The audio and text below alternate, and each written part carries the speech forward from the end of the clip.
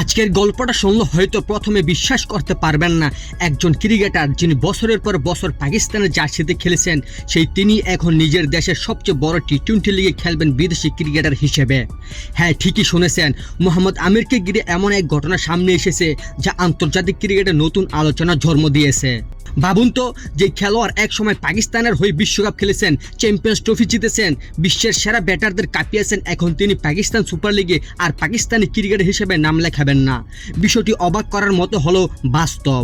এর পেছনের কারণ হলো আমিরের নতুন নাগরিকত্ব।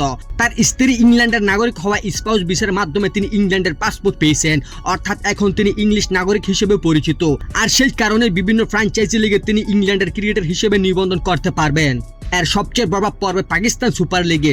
এতদিন যাকে সবাই স্থানীয় খেলোয়াড় হিসেবে দেখেছেন, এবার সেই আমির বিদেশি কোটায় খেলবেন, অর্থাৎ নিজের দেশের লিগে তিনি একজন ওভারসিজ ক্রিকেটার। ক্রিকেট ইতিহাসে এমন ঘটনা খুব বেশি দেখা যায় না। শুধু পিএসএল নয়, এর পরিবর্তনে প্রভাব পড়ে বাংলাদেশ প্রিমিয়ার লিগে বা বিপিএলও। জানা গেছে আসন্ন বিপিএলে তিনি পাকিস্তান নয়, ইংলিশ ক্রিকেটার হিসেবে নিজের নাম নিবন্ধন করবেন। এতে দলগুলোর বিদেশি খেলোয়াড় বাছাইয়ের হিসেবে বড় পরিবর্তন আসতে পারে। তবে এখানেই শেষ নয়, সবচেয়ে বড় চমক অপেক্ষা করেছে আইপিএলকে ঘিরে। ভারত ও পাকিস্তানের রাজনৈতিক সম্পর্কের কারণে বহু বছর ধরে পাকিস্তানি ক্রিকেটাররা আইপিএলে দেখা যায় না, কিন্তু ইংলিশ ক্রিকেটার হিসেবে নিবন্ধন করার সুযোগ থাকায় ভবিষ্যতে আইপিএলের নিলামেও নিজের নাম লেখাতে পারেন মোহাম্মদ আমির।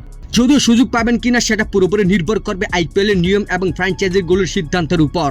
একটি পাসপোর্ট বদলে দিয়েছে একজন ক্রিকেটারের পরিচয়, বদলে দিয়েছে তার ক্যারিয়ারের নতুন সম্ভাবনা। এখন দেখার বিষয়, ইংলিশ ক্রিকেটার হিসেবে মোহাম্মদ আমির কি এবার বিশ্বের সবচেয়ে বড় ফ্র্যাঞ্চাইজি লিগগুলোতে নিজের জাদু দেখাতে পারবেন, নাকি এই সিদ্ধান্ত আরও নতুন বিতর্ক জন্ম দিবে? আপনার কি মনে হয়, ইংলিশ ক্রিকেটার হিসেবে যদি মোহাম্মদ আমির আইপিএলের সুযোগ পান, কোন দল তাকে দলে নেওয়া উচিত? মন্তব্য করে অবশ্যই জানাবেন। আর এমন আরও চমকপ্রদ ক্রিকেট আপডেট পেতে ভিডিওটি লাইক, শেয়ার এবং চ্যানেলটি সাবস্ক্রাইব করতে ভুলবেন না।